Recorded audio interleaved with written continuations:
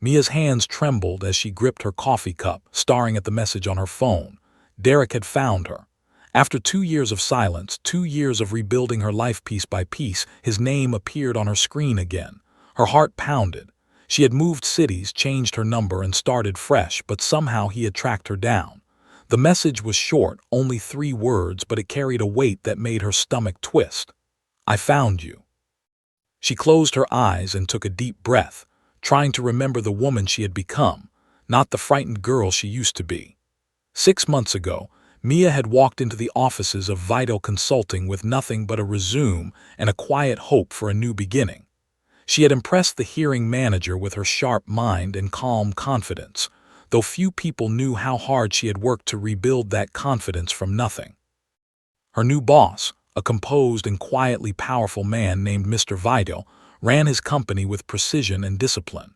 He rarely raised his voice, yet everyone in the building respected him deeply. There was something about him that made people stand a little straighter when he walked past. Mia had heard whispers that his business dealings went far beyond consulting, but she never asked questions. She simply focused on her work, grateful for the steady paycheck and the sense of purpose it gave her. Each morning she arrived early, organized his schedule, and handled clients with a professionalism that earned her quiet nods of approval. For the first time in years, she felt like herself again. She had friends at the office now, people like Nora from accounting, who often brought her homemade pastries, and Ethan from the design team, who made her laugh during lunch breaks. Slowly, she was learning to trust people again. But now, staring at Derek's message, all of that progress felt fragile, like a sandcastle facing an incoming tide. She remembered the years she had spent with him, how he had slowly chipped away at her confidence, isolating her from friends and family, controlling every part of her life. She had escaped once, and she promised herself she would never go back to being that version of herself. Mia set her phone face down on the desk and tried to focus on her tasks, but her mind kept drifting. She thought about calling the police, but she had no proof he was actually nearby, only a text message. She thought about telling Mr. Vital, but she worried it might affect how he saw her, whether he would think her personal problems made her unreliable. Instead, she decided to stay alert and keep her guard up. She finished her coffee, straightened her blazer, and walked toward her desk near Mr. Vital's office, determined to carry on with her day as normally as possible. Little did she know, the next few hours would test every ounce of strength she had rebuilt, and would reveal just how much her life had changed since she started working there. The morning passed in a blur of phone calls and scheduling, but Mia could not shake the uneasy feeling that had settled in her chest. Every time the elevator chimed, she glanced up, half expecting to see Derek's face among the visitors. She reminded herself that he did not know exactly where she worked, only that he was somewhere in the same city. Still, the anxiety lingered, quiet but persistent, like a shadow following her from room to room. Around midday, Nora stopped by her desk with a warm smile and a small container of cookies. "You seem distracted today," Nora said, tilting her head with concern. Mia forced a smile and waved off the comment, saying she was just tired from a long week. She did not want to burden her friend with the truth, not yet. Instead, she asked about Nora's weekend plans, steering the conversation somewhere safer. As the afternoon wore on, Mia noticed Mr. Vital watching her more closely than usual during their meeting about an upcoming client presentation. He was not a man who missed details, and something in her posture or her tone must have caught his attention. He asked if everything was all right, his voice calm but direct.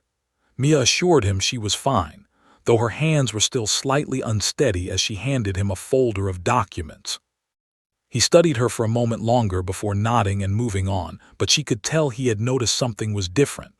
By late afternoon, the office had grown quieter as several employees left for the day. Mia stayed behind to finish preparing materials for tomorrow's meeting, grateful for the distraction of work. She organized files, sent emails, and tried to push the morning's message out of her mind. For a while, it seemed to work. She began to feel a small sense of normalcy return, the comforting rhythm of her job settling her nerves. She thought about how far she had come since leaving her old life behind, how she had learned to stand on her own feet, pay her own bills, and make her own decisions without fear. It had taken months of therapy, the support of a few close friends, and a lot of quiet determination to reach this point. She was proud of the woman she had become, even if some days the fear still crept back in. Just as she began to relax, she heard the soft chime of the front doors opening downstairs, followed by muffled voices in the lobby. She glanced toward the hallway, curiosity mixing with a flicker of unease. She told herself it was probably a delivery or a late client meeting. She returned her attention to her computer screen, typing out the final lines of a report, unaware that the voices growing louder in the lobby belonged to someone she had hoped never to hear again. The sound of footsteps approaching the office floor sent a chill down her spine, and for a moment she froze, listening carefully, praying it was nothing more than her imagination playing tricks on her exhausted mind. The elevator doors slid open and Derek stepped out, his expression cold and determined. Mia's stomach dropped the moment she saw him. He looked older than she remembered, but his eyes carried the same sharp, controlling glare that used to make her shrink into herself. He walked straight toward her desk, ignoring the receptionist who tried to stop him at the front. His voice rang out across the quiet office floor, loud enough for everyone nearby to hear. "Did you really think you could just disappear and start a new life without me finding out?" he said, his tone dripping with mockery. Mia stood up quickly, her heart racing, trying to keep her voice steady. "You need to leave, Derek. This is my workplace." He laughed, a harsh, humorless sound, and stepped closer, invading her space the way he always used to. He began listing everything he thought was wrong with her, mocking her job, her appearance, and her decision to leave him.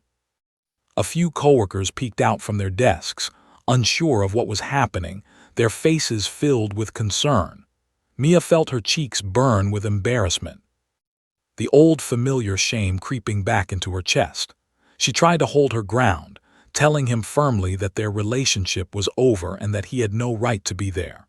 But Derek only grew louder, accusing her of ruining his life, insisting that she owed him an explanation for leaving without warning. He grabbed her arm briefly, just enough to make her flinch before she pulled away, her eyes filling with tears she refused to let fall.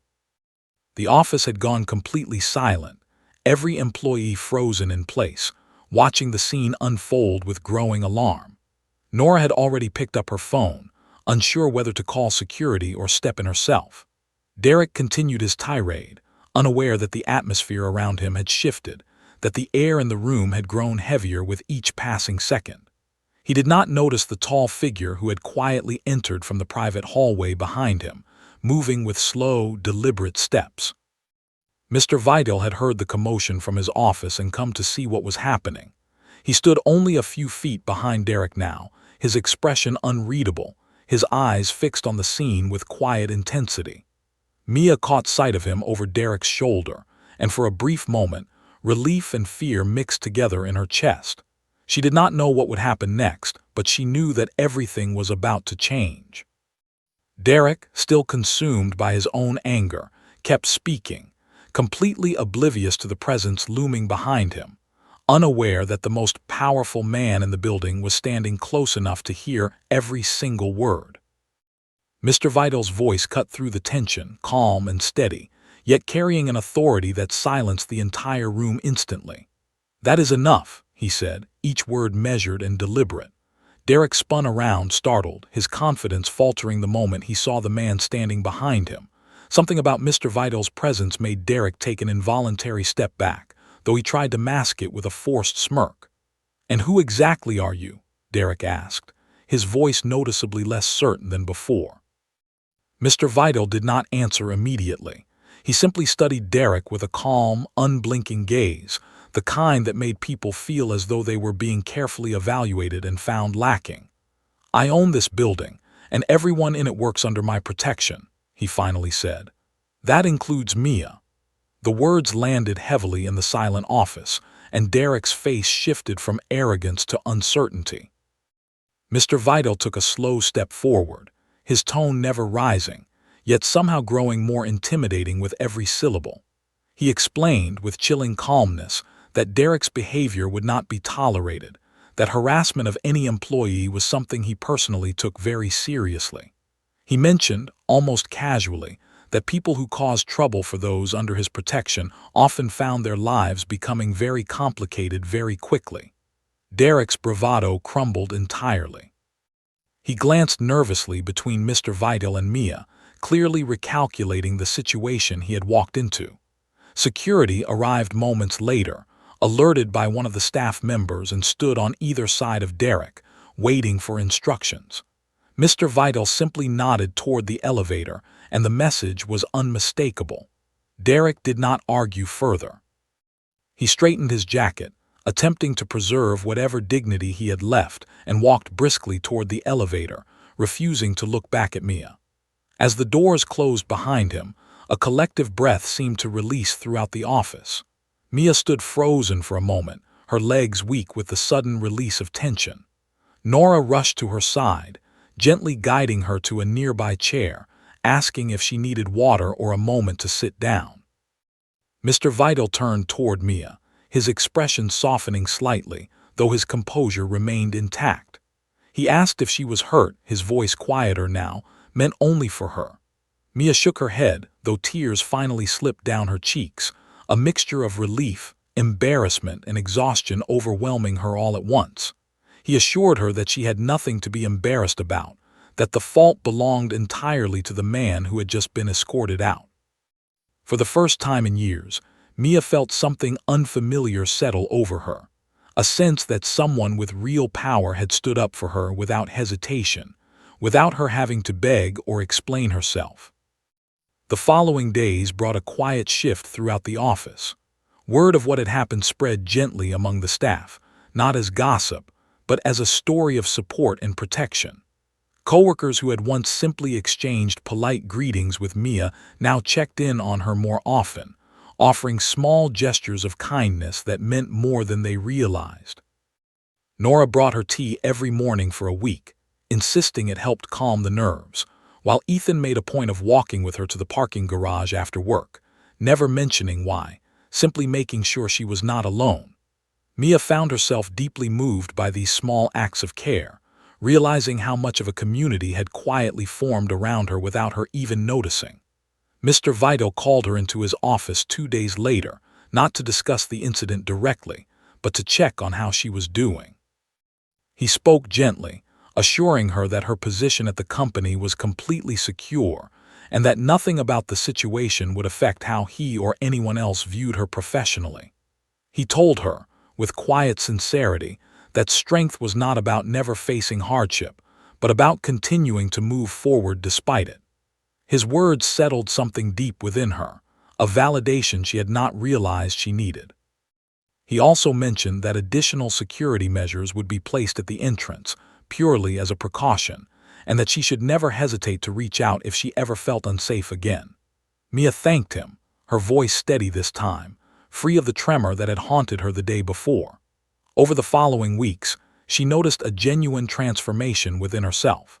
She walked through the office with her shoulders back, no longer flinching at sudden noises or unexpected visitors. She began attending team lunches more often, laughing freely, contributing ideas during meetings with newfound confidence. The fear that Derek had once used to control her seemed to lose its grip entirely, replaced instead by a growing sense of security and self-worth. She realized that healing was not a single moment, but a series of small victories, each one building upon the last. One evening, as she prepared to leave the office, Mr. Vital passed by her desk and paused for a brief moment. He gave her a small nod, the kind reserved for someone he genuinely respected, and told her that her resilience had not gone unnoticed. Mia smiled, a genuine, unguarded smile, something she had not been able to offer freely in a very long time. As she stepped out into the evening air, she felt lighter than she had in years, no longer defined by the shadows of her past, but by the strength, kindness, and quiet power of the new life she had built for herself, one day at a time.